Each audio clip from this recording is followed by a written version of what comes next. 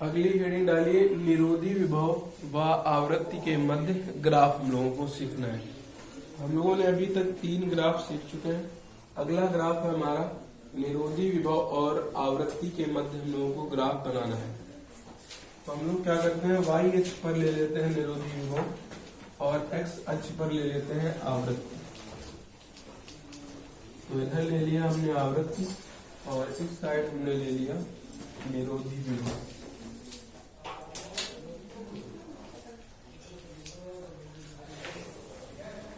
आवृत्ति हमेशा वहां से ली जाती है, जब बताया था कि आवृत्ति या तो जो होनी चाहिए हमारी जो मिनिमम आवृत्ति होती है, जिसे हम लोग कहते हैं देहली आवृत्ति, उससे बड़ी हो या क्या हो उससे बराबर हो, तभी हमारा क्या होता है, वो जो इलेक्ट्रॉन है वही तभी जो है मेटल की सरफेस से निकलने लगते हैं। तो यानी कुछ ना कुछ तो हमारी आवृत्ति का मान होना चाहिए। तो इसलिए जो है हमारी आवृत्ति का मान 0 से ना स्टार्ट होके कुछ ना कुछ मान से स्टार्ट होगा, और जहां से आवृत्ति स्टार्ट होगी उसी आवृत्ति को हम लोग क्या नाम दे देंगे, देहली आवृत्ति, या जिसे कहते थे थ्रेशोल्ड फ्रीक्वेंसी।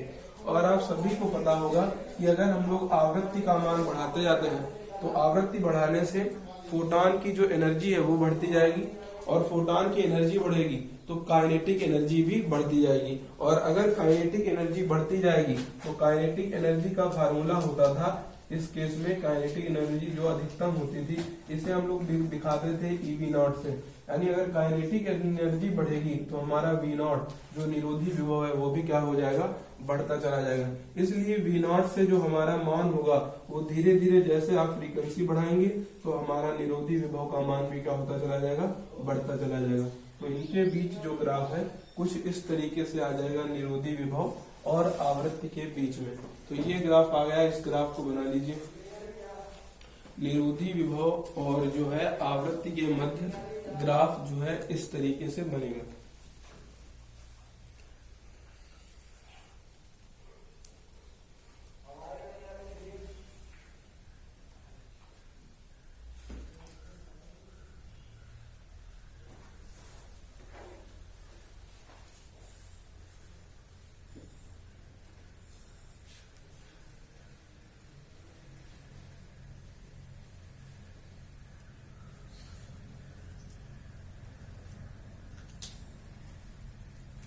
तो ये ग्राफ आ गया निरोधी विभव व आवृत्ति के मध्य ग्राफ।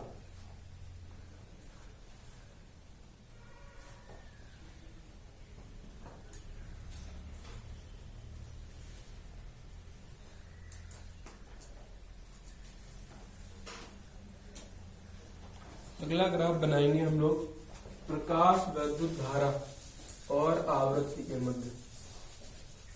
अगला ग्राफ रहेगा हमारा प्रकाश वैद्युत धारा और आवृत्ति।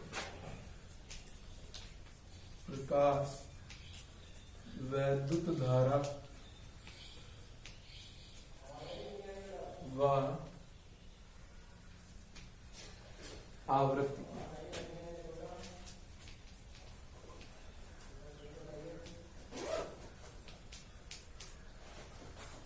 बताया था प्रकाश वैद्युत धारा का मान केवल और केवल तीव्रता की बढ़ाने से घट या बढ़ सकता है। फ्रीक्वेंसी के ऊपर जो है प्रकाश वैद्युत धारा का मान निर्भर ही नहीं करता। यानी जो हमारी प्रकाश वैद्युत धारा प्राप्त हो चुकी है वो हमेशा फिक्स ही रहेगी, चाहे आप आवृत्ति को बढ़ा दीजिए चाहे आप उसको घटा दीजिए। तो हमारा जो प्रकाश वैद्युत धारा है उसका मान जो हमेशा फिक्स ही रहेगा, चाहे आप फ्रीक्वेंसी को बढ़ाइए चाहे घटाइए, क्योंकि प्रकाश वैद्युत धारा जो है आवृत्ति पर निर्भर नहीं करती। प्रकाश वैद्युत धारा निर्भर करती थी तीव्रता के ऊपर। तो इनके बीच में ग्राफ इस तरीके से आएगा, इसको भी नोट कर लीजिए।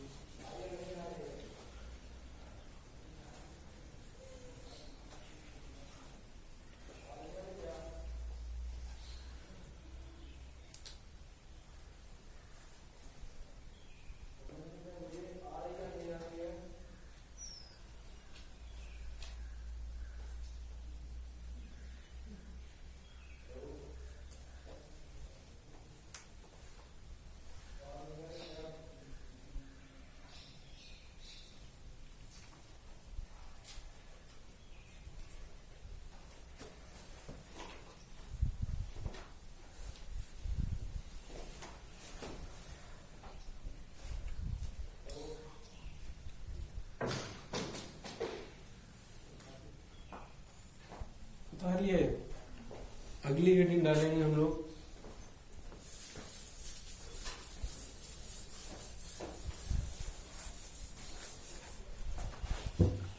छठे नंबर पर निरोधी विभव व तीव्रता के मध्य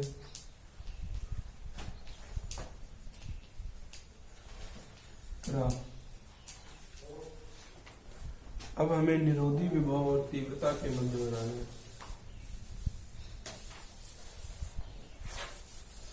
तो विभव जो है तीव्रता पर निर्भर ही नहीं करती थी, तो इसका ग्राफ भी कैसा आएगा, कांस्टेंट ग्राफ आएगा। तीव्रता को चाहे आप बढ़ाएं चाहे घटाएं, निरोधी विभव के मान में कोई भी फर्क नहीं पड़ने वाला। तो ये आ गया हमारा निरोधी विभव जितना है वो उतना ही बना रहेगा, वो बदलने वाला नहीं है। तो ये ग्राफ आ गया निरोधी विभव और तीव्रता के बीच में।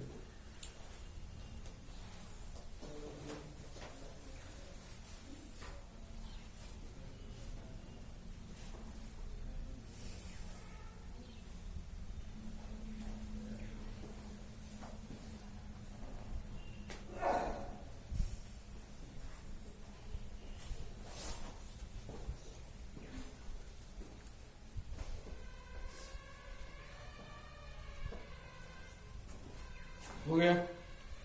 अगला ग्राफ बनाएंगे हम लोग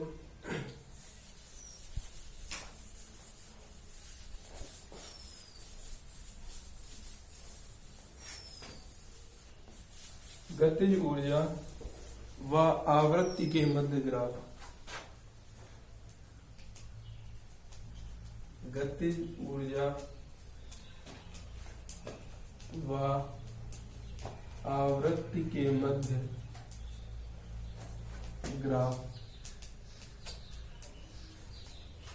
तो इधर ले लिया हम लोगों ने आवृत्ति और इधर ले ली हमने काइनेटिक एनर्जी मैक्सिमम वाली।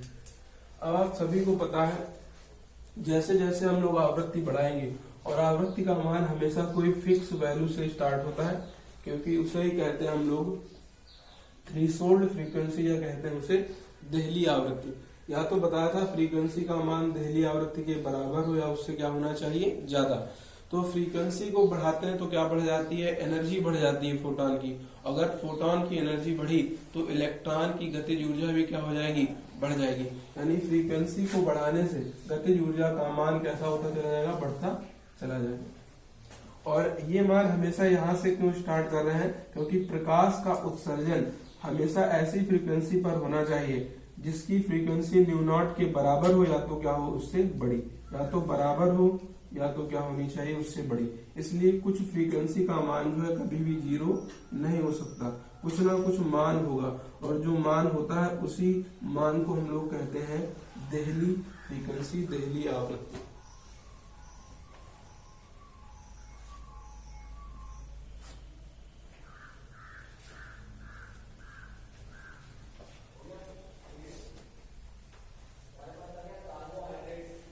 अब की बार लिखेंगे गतिज ऊर्जा व तीव्रता के मध्य ग्राफ। गतिज ऊर्जा व, उतार लिया होगा,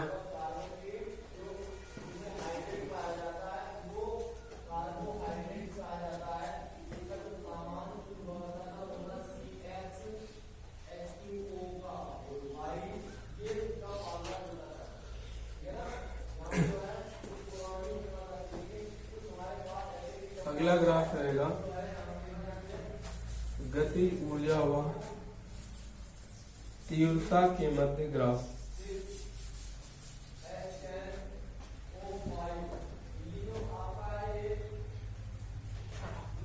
गतिज ऊर्जा व तीव्रता के मध्य ग्राफ। तीव्रता का काम केवल इतना होता था, इलेक्ट्रॉनों की संख्या का बढ़ाना, और अगर इलेक्ट्रॉन की संख्या बढ़ेगी तो आवेश बढ़ेगा, आवेश बढ़ेगी तो धारा बढ़ेगा। इसलिए जो है हमारी तीव्रता जो है उसका काइनेटिक एनर्जी या फिर कह सकते हैं जो हमारी गतिज ऊर्जा है उसको बढ़ाने या घटाने में कोई भी रोल नहीं है। इसलिए काइनेटिक एनर्जी का मान क्या रहेगा, फिक्स। चाहे आप गतिज ऊर्जा 1 कर दीजिए, 2 कर दीजिए, 3 कर दीजिए, गतिज ऊर्जा का मान जितना है उतना ही रहेगा। चाहे तीव्रता को आप कहीं भी बढ़ा दीजिए, जितना मान है तीव्रता गतिज ऊर्जा का वो हमेशा फिक्स रहेगा। तो ये हो गया इनके ग्राफ कंप्लीट। अब हम लोग कुछ नियम पढ़ लेंगे, प्रकाश वैद्युत उत्सर्जन के नियम।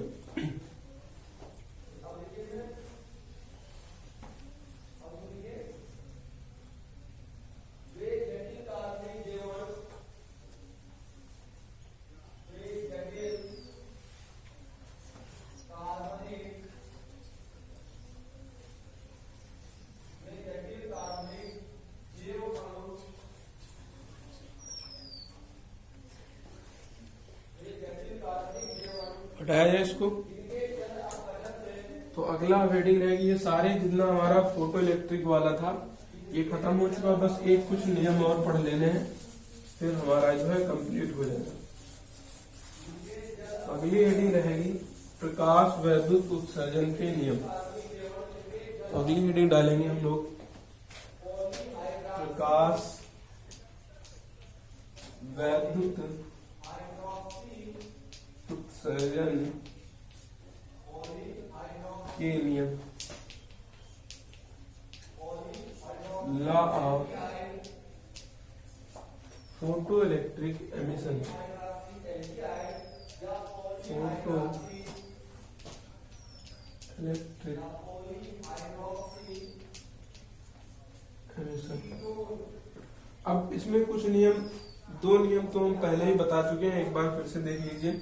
हमने कहा था कि यहाँ पर कोई हमारी ट्यूब होती है और इस ट्यूब पर हम लोग एक सेटअप बनाते हैं।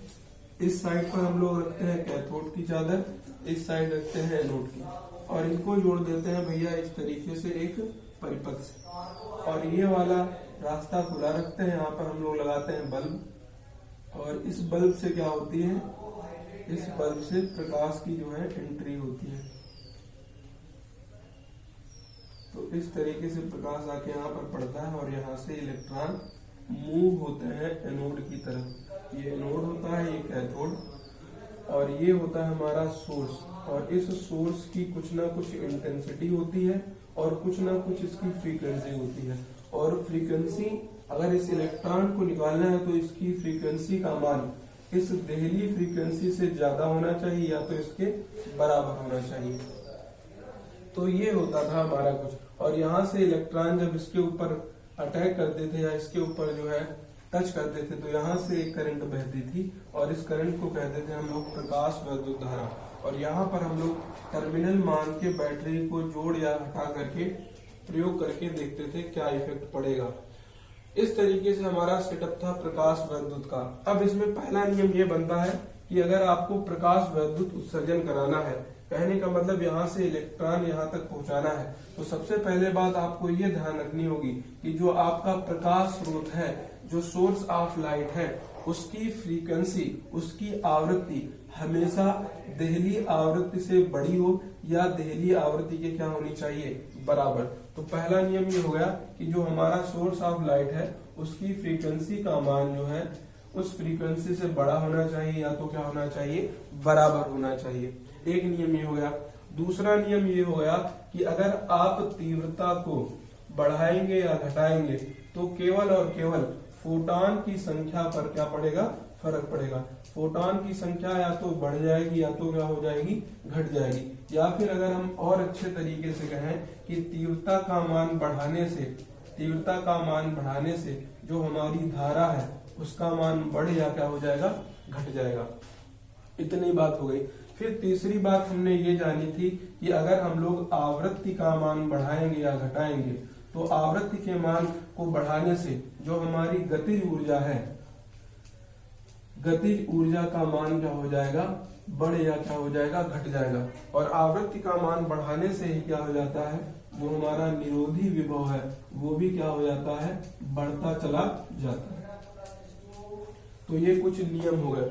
और एक नियम और कह सकते हैं कि जब यहाँ से फोटॉन आकर के इस कैथोड की प्लेट पर गिरते हैं तो तो जो है इलेक्ट्रॉन को निकलने में कुछ समय नहीं लगता, यानी इलेक्ट्रॉन को निकलने में जो समय पश्चता होती है वो बहुत ही कम होती है, या कह सकते हैं 0 के बराबर होती है। तो जो टाइम लैग होता है, समय पश्चता जिसको कहते हैं, समय पश्चता नगण्य होती भी है तो 10⁻⁹ सेकेंड होती है, यानी कुछ भी नहीं होती है। तो इस प्रयोग में समय पश्चता का मान क्या होता है, नगण्य होता है या 10⁻⁹ होता है। तो समय पश्चता होता क्या है कि फोटॉन जब इससे टकराया कि तो टकराने के बाद इलेक्ट्रॉन को निकलने का जो समय है, इन दोनों के बीच का समय क्या होता है, एकदम नगण्य, और इनको इस समय को क्या कहते हैं, समय पश्चता। तो समय पश्चता क्या होता है, नगण्य होता है, और होता भी है तो 10⁻⁹ सेकंड, यानी कुछ भी नहीं।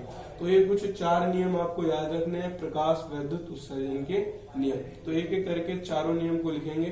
तो लिखना स्टार्ट करिए। अगर कोई कंफ्यूजन है तो आप पूछ सकते हैं।